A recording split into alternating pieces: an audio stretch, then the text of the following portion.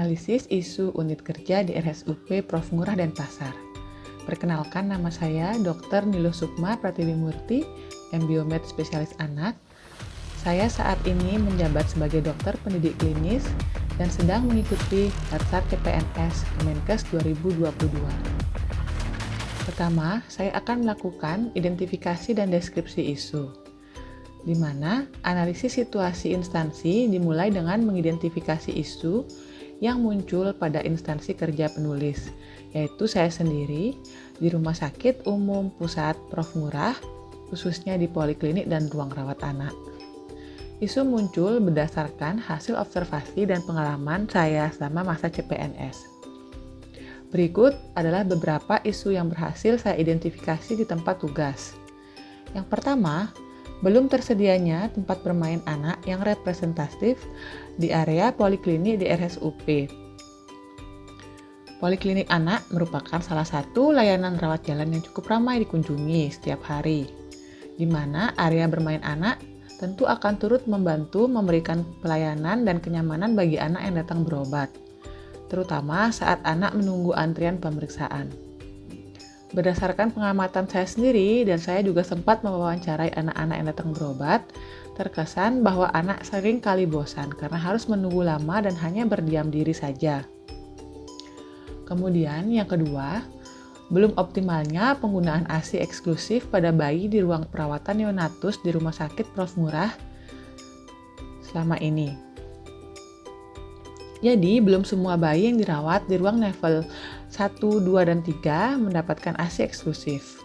Di sini dikaitkan oleh ketidaktahuan dan keterbatasan orang tua, sarana prasarana yang menunjang pemberian ASI eksklusif. Banyak orang tua tidak sadar akan pentingnya ASI eksklusif di masa awal kehidupan. Rata-rata, ibu yang memiliki bayi yang dirawat di ruang level 1, 2, dan 3 tidak memiliki cukup ASI. Padahal, ASI sangat dibutuhkan untuk bayi-bayi yang terlahir sakit dan prematur. Kondisi ibu yang stres karena bayinya dirawat juga merupakan salah satu faktor yang dapat menghambat produksi ASI. Selain itu, sarana prasarana yang tidak memadai seperti tidak adanya pojok laktasi, sarana untuk memerah dan menyimpan ASI akan berakibat tertundanya pemberian ASI yang optimal, sehingga dapat membuat kondisi pasien menjadi semakin menurun serta memiliki luaran klinis yang optimal. Kemudian yang ketiga adalah belum tersedianya mekanisme untuk mencatat, mencegah, dan mengurangi gangguan mental psikososial, yaitu kejadian tidak keteraturan berobat, kemudian lost to follow up pasien-pasien kronis rawat jalan di Poliklinik Tumbuh Kembang di Rumah Sakit Prof. Ngurah Denpasar, di mana pasien yang ditangani oleh Divisi Tumbuh Kembang Pediatri Sosial adalah sebagian besar pasien kronis yang memerlukan perawatan jangka panjang. Pasien-pasien ini memiliki kondisi medis yang berlangsung dalam waktu yang lama sekali dan secara perlahan-lahan, dan mereka memiliki luaran yang buruk jika tidak segera ditangani. Pasien-pasien ini memiliki masalah mental dan psikososial yang mengganggu kualitas hidup mereka. Masalah yang dapat timbul adalah kejadian tidak keteraturan dalam berobat atau lost to follow up dan lainnya. Kemudian, saya melakukan pemilahan atau penapisan isu, di mana seperti yang kita lihat pada tabel 1, ada matriks penilaian kualitas isu dengan analisis APKL. Di mana saat saya melakukan analisis APKL, ternyata ketiga dari isu di atas memenuhi kriteria. Sehingga setelah memenuhi kriteria, saya akan melakukan kembali analisis isu yang menggunakan isu USG seperti tabel pada slide 3. Pada slide kali ini, kita dapat lihat cara memilah atau menapis isu dengan menggunakan analisis USG, di mana pada analisis untuk belum tersedianya tempat bermain pada anak di Poliklinik Anak mendapatkan poin 13, dan untuk nomor 2 yaitu belum optimalnya penggunaan ASI eksklusif pada bayi di ruang perawatan neonatus di Rumah Sakit Prof. Ngurah mendapatkan poin 15, dan yang ketiga, belum tersedianya mekanisme untuk mencatat, mencegah, dan mengurangi gangguan mental psikososial Dengan kejadian ketidakteraturan berobat, loss to follow up pada pasien-pasien kronis rawat jalan di Poliklinik Tumbuh Kembang Pediatri Sosial di Rumah Sakit Prof. Ngurah Denpasar memiliki poin 10. Berdasarkan pendekatan dari dua alat analisis tersebut, maka kesimpulan yang diperoleh mengarah pada isu belum optimalnya penggunaan ASI eksklusif pada bayi di ruang perawatan neonatus di Rumah Sakit Prof. Ngurah, dan adapun dampak yang dapat terjadi dari isu ini jika tidak tertangani dengan baik adalah terjadinya perburukan kondisi pasien serta meningkatkan disabilitas pada pasien itu sendiri. Untuk analisis isu tersebut, saya menggunakan fishbone diagram. Jadi fishbone diagram ini yang pertama penyebabnya surrounding. Untuk surrounding, terbatasnya sarana dan prasarana, kemudian awareness dan pengetahuan yang kurang tentang pemberian ASI eksklusif. Untuk penyebabnya ada sistem, yaitu belum adanya panduan praktik klinik dan juga belum adanya tim multidisiplin. Untuk skill, terbatasnya kemampuan dokter dan tenaga medis terhadap pemberian ASI eksklusif di Rumah Sakit Prof. Ngurah.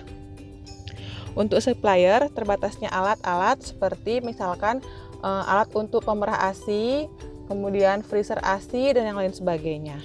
Akibat kurangnya informasi, kesadaran, pemahaman, serta tata laksana yang terkait dengan pemberian ASI eksklusif. Rekomendasi alternatif penyelesaian isu.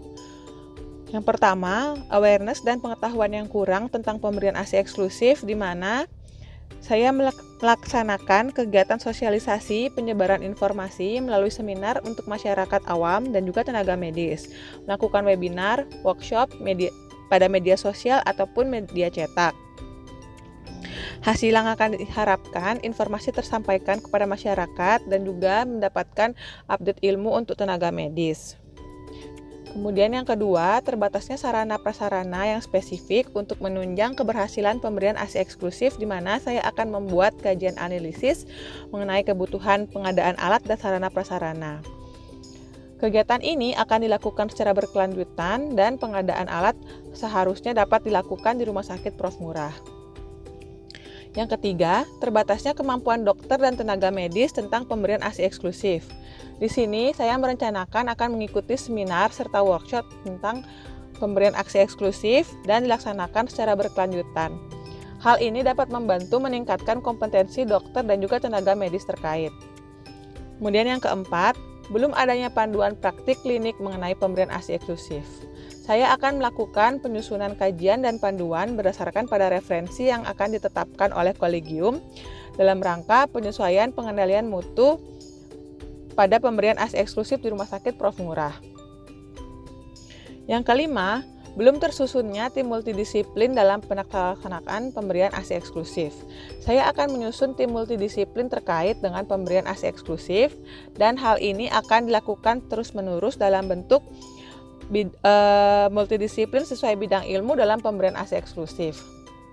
Dan yang terakhir adalah terbatasnya sarana dan prasarana, di mana saya akan melakukan analisis mengenai alat yang mendukung agar pemberian ASI eksklusif dapat dilaksanakan, dan hal ini dilakukan berkesinambungan.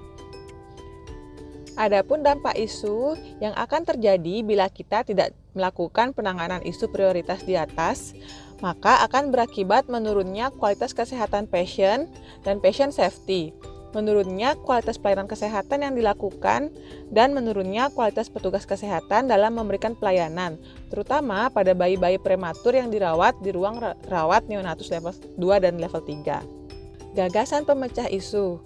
Upaya mengoptimalkan pemberian ASI eksklusif pada bayi yang dirawat di ruang perawatan neonatus level 2 dan 3, saya berencana membuat kegiatan sebagai berikut.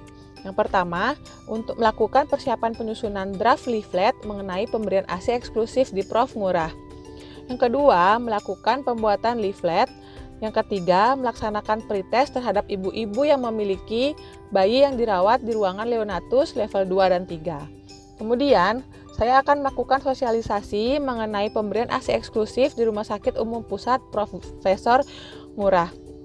Yang kelima, pemantauan dan pencatatan pemberian ASI eksklusif di Rumah Sakit Umum Pusat Prof. Ngurah. Kemudian saya juga akan melakukan evaluasi terhadap pemberian ASI eksklusif di Rumah Sakit Prof. Ngurah dan membuat laporan kegiatan. Kemudian saya akan melakukan post test kembali tentang pemberian ASI eksklusif khusus pada orang tua dengan pasien yang dirawat di ruang neonatus level 2 dan 3. Sekian presentasi dari saya, terima kasih atas perhatiannya. Sampai jumpa.